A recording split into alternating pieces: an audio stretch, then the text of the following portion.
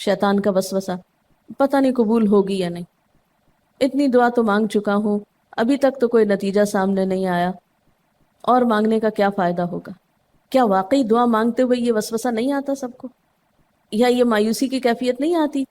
میری تو نہیں سنی جا سکتی، معلوم نہیں وہ کون خوش قسمت ہیں جن کی دعائیں سنی جاتی ہیں، اس لیے چلو کسی اور سے کہہ دیتے ہیں وہ میرے لیے دعا کر دے، اپنے لیے خود کیا کرنا۔ تو شیطان ہمیشہ دعا مانگنے کے عمل میں رخنا ڈالتا ہے، خلل پیدا کرتا ہے، کیونکہ دعا ایک ایسا عمل ہے جو اللہ اور بندے کے درمیان ایک محبت کا تعلق پیدا کرتا ہے، ایک اپنائیت کا تعلق پیدا کرتا ہے، ایک تقرب کا تعلق پیدا کرتا ہے۔ جب انسان اپنے رب سے مانگتا ہے تو اس کا احسان مند ہوتا ہے، اس کے قریب آ جاتا ہے۔ اور مانگتا انسان کس سے ہے؟ جس پر مان ہوتا ہے، جس پر یہ یقین ہوتا ہے کہ وہ دے گا، جس پر اعتماد ہوتا ہے کہ وہ میرا بہت خیر خواہ ہے، میرا بھلا کرنے والا ہے۔ انسان ہر ایک سے نہیں مانگ سکتا، ہر ایک کے سامنے اپنی ضرورت نہیں رکھ سکتا۔ تو اگر دیکھا جائے تو ایک اللہ کی ذات ایسی ہے کہ جس سے یہ ساری توقعات پوری ہو سکتی، اللہ کے سوا کوئی نہیں کہ جو انسان کے ساتھ ایسا معاملہ کر سکے۔ اس لیے تمہارا رب کہتا ہے کہ مجھ سے مانگو، اس کو پسند ہے بندوں کا مانگنا۔ اچھا، یہ جو دعا ہے اس میں صرف کسی چیز کا براہ راست نام لے کر مانگنا ہی شامل نہیں، یعنی مانگنے کے طریقوں میں صرف ایسا ہی نہیں کہ ہم کہ یا اللہ فلاں چیز مجھ کو دے دے۔ اس کے کئی انداز ہو سکتے ہیں۔ ایک تو یہی براہ راست کسی خاص چیز کا سوال کرنا، یہ بھی بہت اچھا ہے۔ بندوں سے سوال کرنا برا ہے، لیکن اللہ تعالیٰ سے سوال کرنا تو عبادت کا درجہ رکھتا ہے۔ یعنی کتنا پیار آتا ہے نا اللہ تعالیٰ پہ کہ ضرورت ہماری ہے اور ہمارے اس مانگنے کے عمل کو بھی عبادت کہہ رہا ہے، کیونکہ ایک تعلق ہے نا، وہ وقت اس کی یاد میں گزرتا ہے، اس کی طرف متوجہ ہو کر گزرتا ہے، اس لیے وہ وقت بھی عبادت بن جاتا ہے، وہ عمل بھی عبادت ہو جاتا ہے۔ تو ایک تو یہ کہ جیسے ہم سوال کرتے ہیں اللہم انی اسألک کہہ کے دعا مانگتے ہیں، یہ جتنی مسنون دعا میں آپ نے دیکھا ہوگا اسألک برابر سوال کا لفظ ہے۔ لیکن کچھ دعائیں ایسی ہوتی ہیں جس میں سوال نہیں کیا جاتا، صرف اللہ تعالیٰ کی حمد و ثنا کر دی جاتی ہے، جیسے حضرت ایوب علیہ السلام نے کہا تھا انی مسنی الضر وانت ارحم الراحمین۔ یہ بھی دعا کا ایک انداز ہے، مانگا کچھ بھی نہیں، بس اپنی تکلیف کا اظہار کر دیا اور اللہ تعالیٰ کی حمد و ثنا کر دی، مجھے تکلیف پہنچی ہے اور آپ سب سے بڑھ کے رحم فرمانے والے۔ یہ بھی نہیں کہا آپ رحم فرمائیے، کہا آپ تو سب سے بڑھ کے رحیم ہیں اور میری تکلیف آپ جانتے ہیں۔ یہ بھی ایک سٹائل ہے۔ اسی طرح کوئی ذکر کر دینا، مثلا استغفار پڑھنا۔ اب استغفار پڑھنے والے کے لیے کتنی خوشخبریاں ہیں کہ اس کا ہر مسئلہ آسان ہو سکتا ہے اس کی وجہ سے۔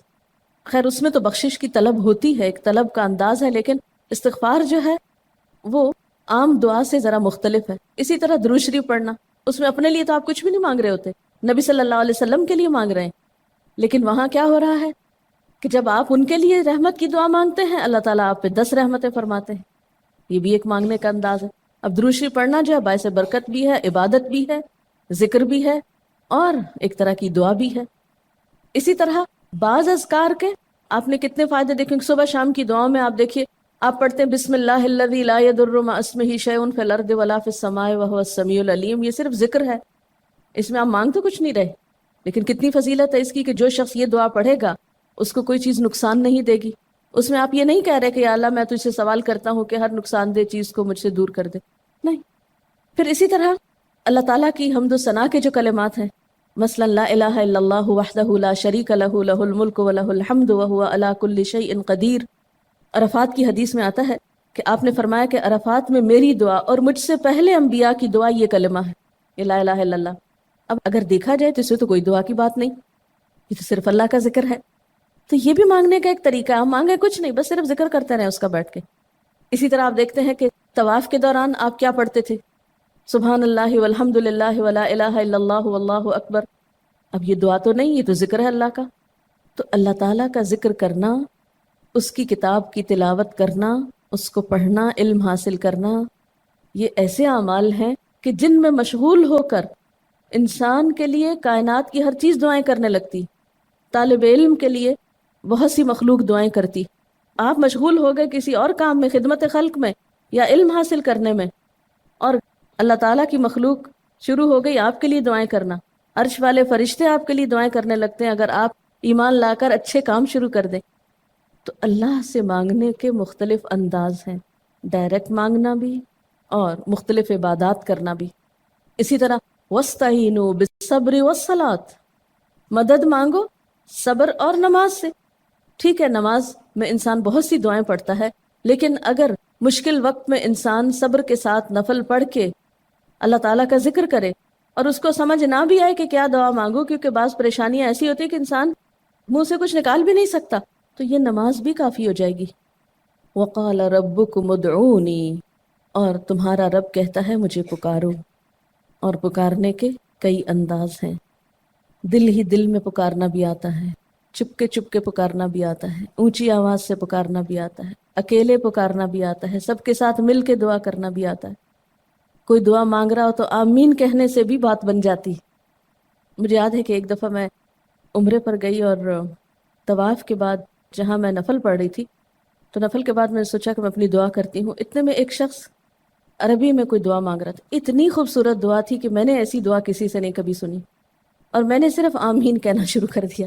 میں نے کہا یا اللہ، میری تو نہ زبان میں اتنی بلاغت و فصاحت ہے، نہ مجھے اتنی باتیں آتی ہیں، مجھے تو مانگنا بھی نہیں آتا، تو جو کچھ یہ مانگ رہا ہے مجھے بھی یہی دے دے. میں نے صرف آمین آمین آمین کہنا شروع کر دیا. یہ کتنا بڑا اس کا احسان ہے کہ ہم آمین کہہ کے بھی شامل ہو جاتے ہیں دوسروں کی دعاؤں میں. تو اسی لیے دعا کو عبادت کا نچوڑ کہا گیا، کریم، خلاصہ، ساری عبادت کا اوپر کا حصہ. اور ویسے بھی اگر دیکھا جائے تو ہر نماز میں بہت سی دعائیں ہیں. ہر موقع کی اللہ کے رسول صلی اللہ علیہ وسلم نے مختلف طرح کی ہمیں دعائیں سکھائی ہیں. سویرے جو آنکھ کھلتی ہے، سویرے کے اگر آدھی رات کو بھی کھلتی ہے، اس کی بھی دعا ہے. اس وقت سے لے کر کوئی کام ایسا نہیں دین کا یا دنیا کا، اچھا یا برا، جس کے لیے کوئی نہ کوئی دعا نہ موجود ہو. یعنی اتنا خوبصورت عمل ہے دعا مانگنا کہ جس کے لیے کسی خاص چیز کی قید بھی نہیں کہ کہیں بند کے بیٹھو تو ہی مانگو، کہیں پہنچو تو مانگو. نہیں، کہیں بھی مانگو، دن کو مانگو یا رات کو مانگو، کھڑے ہو کے مانگو یا بیٹھ کے مانگو، چلتے پھرتے مانگو یا چپ کے مانگو، منہ سے بولو بھی نہیں اور دل ہی دل میں مانگو تو بھی وہ سن لیتا ہے. کسی بھی طرح مانگ سکتے ہو، کہیں بھی مانگ سکتے، کچھ بھی مانگ سکتے ہو. اس لیے وقال ربکم ادعونی استجب لکم، تمہارا رب کہتا ہے مجھ سے مانگو، میں تمہاری دعا قبول کروں گا. اور آپ کو پتہ ہے کہ ربکم یہ صرف مسلمانوں کا رب نہیں، رب تو ساری مخلوق کا ہے. کافر کا رب بھی وہی ہے، خواہ وہ مانے یا نہ مانے. اس لیے قبولیت دعا کے لیے مسلمان ہونا بھی شرط نہیں. اگر کوئی کافر بھی اللہ کو پکارتا ہے، اپنے رب کو پکارتا ہے، تو وہ اس کی بھی سنتا ہے. اور خصوصاً اگر وہ مظلوم ہو، کسی نے اس پہ ظلم کیا ہو، تو وہ فریاد فوراً اوپر پہنچتی ہے، خواہ وہ مسلمان نہ بھی ہو. اس لیے یہ جو دعائیں ہیں یہ آپ سب کو بتا سکتے ہیں، مسلم نان مسلم سب کو سکھا سکتے ہیں، تاکہ وہ اپنے رب کو پکارے اور رب ان کو ہدایت دے. اور پھر آپ دیکھیں گے کہ دعا کے ذریعے جو اللہ تعالیٰ پر اعتماد بیٹھتا ہے، اور اگر وہ خصوصاً یہ کہ جلدی قبول ہو جائے، تو اس وقت جو ایک خصوصی شکر کی کیفیت آتی ہے. لیکن یہ کہ مایوس نہیں ہونا. بات میں یہ کر رہی تھی کہ اس کے لیے کوئی شرط نہیں کہ کوئی شخص بہت نیک مسلمان ہو یا بہت اچھا مسلمان ہو، وہ تو گناہ گاروں کی بھی سنتا ہے. اس لیے بعض اوقات لوگ جب مایوس ہونے لگتے ہیں نا کہ ہم تو بہت گناہ گار ہیں، ہماری نہیں سنی جائے گی، تو انہیں مایوس نہیں ہونا چاہیے. مایوس ہو کے کہاں جائیں گے سننے؟ کس سے مانگنے جائیں گے؟ ان کو بھی پکارنا چاہیے، خواہ کوئی کیسے بھی گناہ میں ڈوبا ہوا، کیسی بھی حالت میں ہو، اور اس کے لیے بھی مانگنا چاہیے. حتیٰ کہ کافر جب تک زندہ ہے، اس کی صحت کے لیے، اس کی ہدایت کے لیے، اس کی خیرخواہی بھلائی کے لیے بھی آپ خوب دعائیں مانگ سکتے ہیں. آپ صلی اللہ علیہ وسلم ابو جہل کے لیے بھی دعا کرتے تھے، یا حضرت عمر کے لیے کہتے تھے کہ ان دونوں میں سے کسی ایک کو تو ضروری ہدایت دے. تو دعا ہر حال میں فائدہ دیتی ہے، ان مصیبتوں میں بھی فائدہ دیتی ہے جو اتر چکی ہیں، ان میں بھی دیتی ہے جو نہیں اتری. دعا تو ابلیس کی بھی قبول ہوئی تھی، اس نے قیامت تک زندگی کی دعا مانگی تھی، اس کی بھی قبول کر لی گئی. اس نے کہا تھا قال انظرنی الی یوم یبعثون، قیامت تک کے لیے مجھے مہلت دے کہ میں انسانوں کو بھٹکا سکوں. تو اللہ تعالیٰ نے کہا جاؤ، تمہیں مہلت دی گئی. اس لیے یہ خیال تو اپنے دل سے سب نکال دیں کہ ہماری دعا نہیں قبول ہوتی. سب کی ہو سکتی، شرط یہ ہے کہ آپ واقعی دعا مانگ رہے ہوں. ہاں، جو غافل دل سے مانگے اس کی نہیں قبول ہوتی، کیونکہ وہ مانگ نہیں رہا، وہ تو بس صرف ایک فرض پورا کر رہا ہے. وہ بظاہر دیکھنے میں مانگنے کا عمل نظر آ رہا ہے، لیکن حقیقت میں مانگ نہیں رہا. تو حدیث میں آتا ہے کہ اللہ تعالیٰ غافل دل کی دعا نہیں قبول کرتا. بس کچھ ادب یہ ضرور سکھائے گئے کہ انسان قطع رحمی کی دعا نہ کرے، گناہ کی دعا نہ کرے، غلط کاموں کی دعا نہ کرے، اور پھر ساتھ یہ کہ دعا کرنے کے بعد مایوس نہ ہو، دعا میں جلد بازی نہ کرے، کیونکہ اللہ تعالیٰ نے قبولیت دعا کا وعدہ کر رکھا ہے. استجب لکم، میں قبول کروں گا تمہاری دعائیں. ہاں یہ ضرور ہے کہ قبولیت کی شکلیں مختلف ہوتی ہیں. بعض اوقات تو انسان کو بالکل وہی مل جاتا ہے جو وہ چاہتا ہے، بعض اوقات وہ نہیں ملتا جو وہ چاہتا ہے، بلکہ وہ دے دیا جاتا ہے جو اس کو زیادہ ضرورت ہوتا ہے. یعنی ہمارا تو علم اتنا محدود ہے نا، ہم ایک چیز مانگ رہے ہوتے ہیں جو ہمارے حق میں کوئی زیادہ اچھی نہیں ہوتی. اللہ تعالیٰ ہمارے لیے ہم سے بڑھ کر مہربان ہے، وہ ہمیں وہ نہیں دیتا بلکہ وہ دیتا ہے جو ہمیں اس سے زیادہ فائدہ دے سکتا ہے. اگر آپ اپنی گزشتہ زندگی کی دعاؤں پہ ایک نظر ڈالیں تو ہم کتنی چھوٹی چھوٹی چیزیں مانگتے رہے ہیں، اور اللہ تعالیٰ نے ہمیں اس سے بڑھ کر عطا کیا ہے. ہم سب کو جو اللہ تعالیٰ نے دین کی سمجھ دی یا دین کو سیکھنے کا شوق دیا، ضروری نہیں کہ ہم سب نے یہ مانگا ہی ہو کہ اللہ تو ہمیں موقع دینا اپنے دین کو سیکھنے کے لیے، سکھانے کے لیے.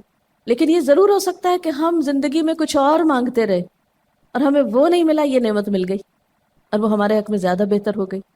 اور یہ ہو سکتا تھا کہ ہمیں وہ چیز مل جاتی اور آج ہم اس چھوٹی سی چیز کو لے کر اس کا شوق بھی پورا کر چکے ہوتے، اس کی ساری اٹریکشن ختم ہو چکی ہوتی، کیونکہ دنیا کی کوئی چیز ایسی نہیں جس کی اٹریکشن ختم نہ ہو جائے یا جس کی ویلیو گھٹ نہ جائے، جو پرانی نہ ہو جائے.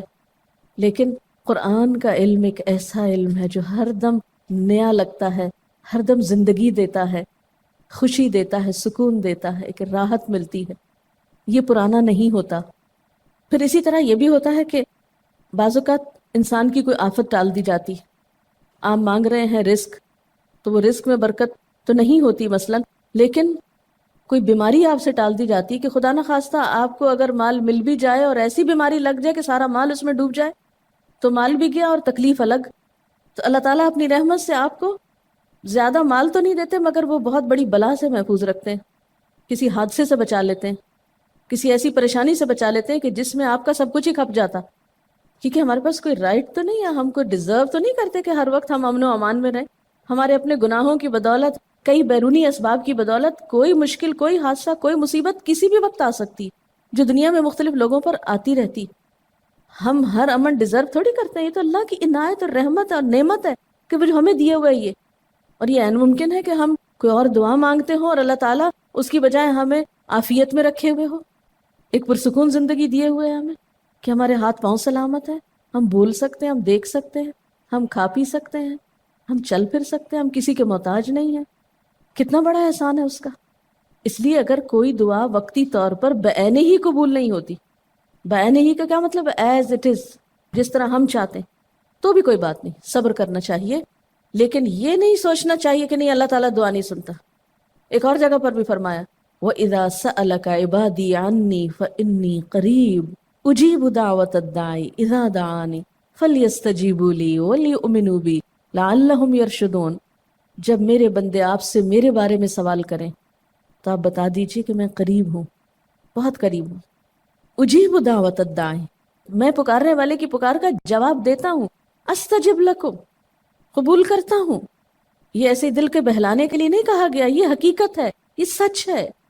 اس پر ہمارا ایمان اور یقین ہونا چاہیے پختہ، اور اس کو چھوڑ کر اوروں کے پاس نہیں جانا چاہیے، کسی اور سے نہیں مانگنا چاہیے، صرف اسی سے مانگنا چاہیے، کیونکہ یہ عبادت بھی ہے اور پھر وہ ہر چیز دینے کے قابل بھی ہے. اس کی قدرت، اس کا علم، اس کی رحمت ہر چیز پہ چھائی ہوئی ہے.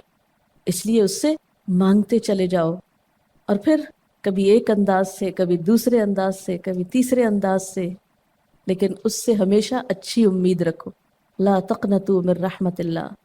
لیکن اس کے ساتھ ساتھ ہمیں کچھ فارمل آداب بھی سکھائے گئے ہیں، ایٹ ٹائمز ان کا بھی لحاظ رکھنا چاہیے. یعنی ہر وقت دعا مانگنے کے لیے فارمل انداز اختیار کرنے کی ضرورت نہیں ہے. مثلا صبح شام کے اذکار ہیں، چلتے پھرتے آپ پڑھ سکتے ہیں. اب مثلا باتھ روم میں داخل ہونے کی دعا ہے تو اب آپ پہلے سے تسبیح اور درود شریف تو نہیں اس کے پڑھیں گے، یا نکل کے وہ ساری فارمیلٹیز تو نہیں پوری کریں گے جو دعا کے اول آخر کی جاتی ہیں عموماً جب فارمل دعا مانگی جاتی. تو ایٹ ٹائمز آپ بس ڈائریکٹ دعا مانگ لیں، ایٹ ٹائمز آپ پوری فارمیلٹیز کے ساتھ مانگ لیں.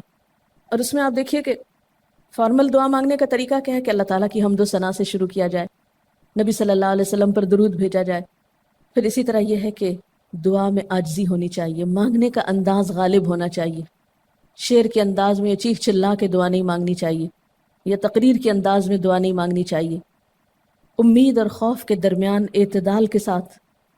پھر اسی طرح یہ کہ دعا میں مبالغہ آرائی نہیں کرنی چاہیے۔ پھر اسی طرح کچھ چیزیں ایسی ہیں کہ جن کا اگر اہتمام کبھی ہو سکے، کبھی کبھار تو بہت اچھا ہے، اور خصوصی جو قبولیت کے اوقات ہیں ان کا لحاظ رکھتے ہوئے ان مواقع سے فائدہ اٹھانا چاہیے، مثلا رات کے تیسرے حصے میں یعنی سحر کے وقت، پھر اسی طرح اذان اور اقامت کے درمیان، صف میں کھڑے ہو کر، صدقہ کرنے کے بعد، کوئی بھی نیکی کا کام کرنے کے بعد، عصر کی آخری گھڑی میں، جمعے کے دن ایک خاص گھڑی میں، سجدے میں دعا، رات کو آنکھ کھل جانے پہ دعا، امر بالمعروف اور نہی عن المنکر کے بعد دعا، تلاوت قرآن کے بعد دعا، عرفہ کے دن کی دعا، رمضان کے مہینے میں خصوصاً روزہ افطار کرتے وقت دعا، پھر عادل امام کی دعا، مسافر کی دعا، بارش کے وقت کی جانے والی دعا، یہ خاص قبولیت کے اوقات اور اسباب ہیں۔ پھر التحیات اور درود شریف کے بعد کی جو دعا ہے جو ہم بیٹھ کے نماز کے آخر میں پڑھتے ہیں، یہ بھی صرف رب جعلنی تک ہی نہیں بلکہ اس سے زیادہ دعائیں بھی ہیں۔ پھر اسی طرح جب اللہ تعالیٰ پر بہت پیار آ رہا ہو، بہت دل اس کی طرف متوجہ ہو، کیونکہ اللہ تعالیٰ غافل دل کی دعا نہیں سنتے، تو جب دل بہت متوجہ ہو تو فوراً دعا کا بھی فائدہ اٹھا لیں۔ اسی طرح اضطراری کیفیت میں، بہت بے چینی کے وقت، جب کچھ سمجھ میں نہ آ رہا ہو، بیماری کے وقت، پھر اسی طرح سفر کے وقت، پھر اولاد کی دعا ماں باپ کے لیے، ماں باپ کی دعا اولاد کے لیے، استاد کی دعا شاگردوں کے لیے، شاگردوں کی دعا استاد کے لیے، اور جب دعا مانگے تو انداز کیا ربنا اغفر لی ولوالدی وللمؤمنین، اپنی ذات سے شروع کر کے والدین یا قریبی لوگوں کے بعد پھر سب کے لیے عام دعا۔ پھر اسی طرح وضو کے بعد کی دعا، کعبہ کو دیکھتے وقت جب پہلی نظر سے دیکھیں، پھر حتیم کے اندر، پھر سعی اور طواف کرتے وقت دعائیں پڑھنا، پھر مزدلفہ میں۔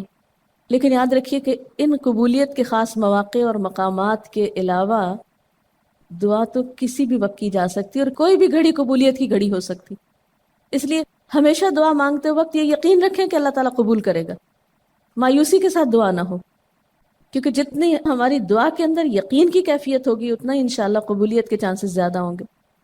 یعنی عزم کے ساتھ دعا مانگنی چاہیے، یہ نہیں کہنا چاہیے یا اللہ تو چاہے تو قبول کر، نہیں چاہتا تو نہ کر، یہ نہیں کہنا چاہیے کبھی بھی، نہیں یا اللہ تو کر سکتا ہے تو قبول فرما۔ پھر اسی طرح آپ دیکھیں کہ مظلوم کی بد دعا جو ہے وہ بہت تیزی سے قبول ہوتی، کہتے ہیں نا مظلوم کی بد دعا سے بچو کیونکہ وہ کہاں جا پہنچتی ہے؟ ساتویں آسمان تک۔ اور پھر آپ دیکھیے کہ نبی صلی اللہ علیہ وسلم نے فرمایا لا يرد القضاء الا الدعاء، قضاء کو کوئی چیز نہیں ٹال سکتی مگر دعا، یعنی تقدیر بھی بدل دیتی۔ آپ صلی اللہ علیہ وسلم نے فرمایا آدمی جب کبھی اللہ سے دعا مانگتا ہے اللہ تعالیٰ اسے یا تو وہی چیز دے دیتا ہے جس کی اس نے دعا کی تھی، یا اس درجے کی کوئی بلا آنے پہ اس سے روک دیتا ہے۔ آپ صلی اللہ علیہ وسلم نے فرمایا بندے کی دعا قبول کی جاتی ہے بشرطے کہ وہ کسی گناہ کی یا قطع رحمی کی دعا نہ کرے اور جلد بازی سے کام نہ لے۔ عرض کیا گیا جلد بازی کیا ہے یا رسول اللہ؟ فرمایا جلد بازی یہ ہے کہ آدمی کہے میں نے بہت دعا کی بہت دعا کی مگر میں دیکھتا ہوں کہ میری دعا قبول ہی نہیں ہوتی، اور یہ کہہ کر آدمی تھک جائے اور دعا مانگنی چھوڑ دے۔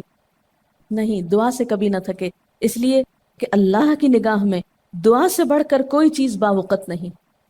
لیس شیء اکرم علی اللہ من الدعاء۔ اور پھر خصوصاً اللہ کا فضل مانگنا، قرآن پاک میں بھی اللہ تعالیٰ فرماتے ہیں وَاسْأَلُوا اللَّهَ مِنْ فَضْلِهِ، اللہ سے اس کے فضل کا سوال کرو۔ پھر اسی طرح عافیت کی دعا کہ اللہ تعالیٰ ہر حادثے مصیبت تکلیف پریشانی سے بچا کر رکھے، یہ دعا بھی بہت پسندیدہ ہے اللہ تعالیٰ کے نزدیک۔ آپ صلی اللہ علیہ وسلم نے فرمایا دعا ہر حال میں فائدہ دیتی ہے، ان بلاؤں کے معاملے میں جو نازل ہو چکی اور ان کے معاملے میں جو نازل نہیں ہوئی، بس اے بندگان خدا تم ضرور دعا مانگا کرو۔ اور پھر آخری بات کہ تم میں سے ہر شخص کو اپنی ہر حاجت اپنے رب سے مانگنی چاہیے، حتیٰ کہ اگر جوتی کا تسمہ بھی ٹوٹ جائے تو بھی اللہ تعالیٰ سے دعا کرے، یعنی چھوٹی چھوٹی چیزوں میں بھی جب ضرورت پیش آئے تو اللہ کی طرف رجوع کرے۔ وَقَالَ رَبُّكُمُ ادْعُونِي أَسْتَجِبْ لَكُمْ، اور تمہارا رب کہتا ہے کہ مجھے پکارو، مجھ سے مانگو، میں تمہاری دعا قبول کروں گا۔ إِنَّ الَّذِينَ يَسْتَكْبِرُونَ عَنْ عِبَادَتِي، بے شک وہ لوگ جو میری عبادت یعنی دعا سے تکبر کرتے ہیں، یعنی مجھ سے تکبر کی بنا پر نہیں مانگتے، جیسا کہ حدیث میں بھی آتا ہے من لم يسأل اللہ یغضب علیہ، جو اللہ سے نہیں مانگتا اللہ اس پہ غضبناک ہوتا ہے. یعنی جو دعا نہیں کرتا اللہ تعالیٰ اس سے ناراض ہوتا ہے، کیونکہ وہ تو بے تعلق ہو گیا نا اپنے رب سے نہ مانگ کر، اور خصوصاً تکبر کی وجہ سے. ایسے لوگوں کی جزا کیا ہے؟ سیدخلون جہنم داخرین، ان